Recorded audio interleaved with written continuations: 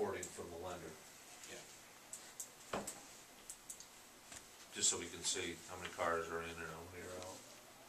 The other thing is we make sure that the lender is actually following up on the floor plan with the VIN numbers and all, because that's how things can get sideways.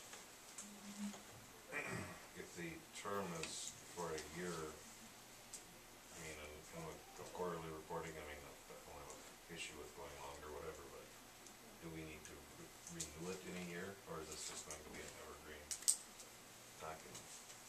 No, you'd have to redo it in a year. You'd have to see how it works, and if it's something that the EDA would like to continue doing, then that would come in a year from now. You have to have that.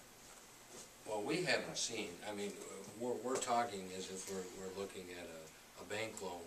We don't really know what your lender is going to propose to you. But experience says on the revolving line of credit, you can revolve that credit, but there's a time term on it, correct? And then you have X number of years to pay that off. So I guess we also need to see what the loan agreement is. I mean, that's... Well, that we won't, since we're providing the bank the guarantee, we have to see the loan documents. Yeah, yeah. And so those will all be, you know, that'll all be part of this. So our approval is kind of pending The bank. how those dominoes fall into place, right? Yep.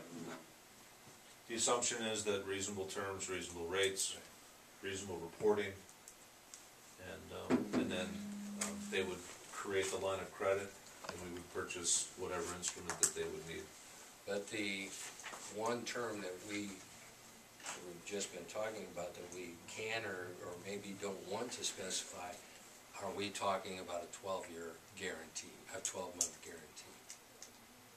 I think we would say that yes. Yeah, the EDA would provide a 12-month 12-month CD, yeah. and at which point our guarantee expires and we either have to renew it Correct. or withdraw. Yeah. Should we put that in the findings? Yeah. Sure. Just so it's clear and... Or in the motion. Yeah. I think it might be better in the motion. So it gets on the record. I'd just like to say, because I know I was fairly vocal, I don't like this particular way forward, but I do appreciate everybody's work, and as long as it's spelled out like this, so that we're not, you know, there's individual ways that we can help, so that we're not getting into a one size fits all, let's just guarantee it, we won't, type of thing. And you know, frankly, for everyone present, for the cameras, we're hoping this doesn't just open a floodgate of loan guarantee requests until we have time to line up our ducks and understand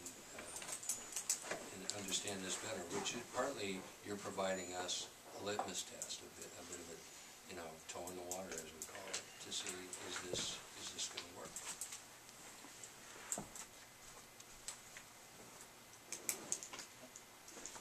We need a motion. I'll make a motion for a one-year term for $16,000 loan guarantee.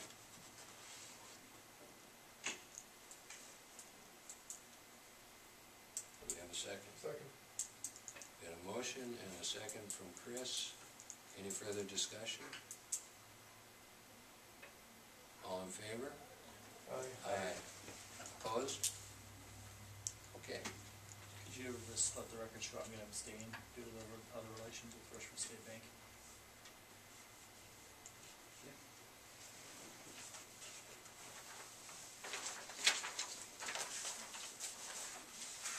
Okay.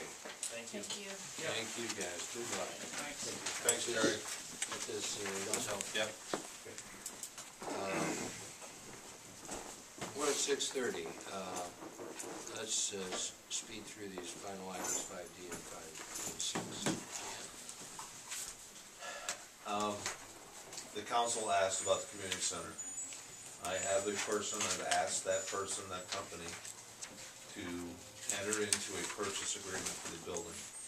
They've indicated that they're trying to find someone else to help lease space. business has been slowing down a little bit lately. So I'm not sure how that's gonna turn out. I think the council is gonna wanna put that building on the market in July if we don't close something with this person, so. I'm attempting to do that, but don't be surprised if you hear the council directing us to either go to auction or put up for sale. I think the best use would be is to get this company in, but